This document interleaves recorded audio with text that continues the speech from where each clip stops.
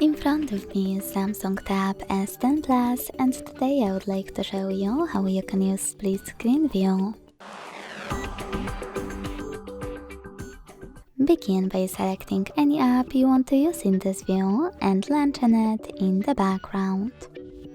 Then click on the icon of it at the top, select Open in Split Screen and click on the second app. As you can see now, I can use both at the same time. If you want to go back from this mode, drag one of your apps all the way to the right or to the left and hit Home button. Thanks so much for watching. If you enjoyed this video, leave a like, comment and subscribe. Bye!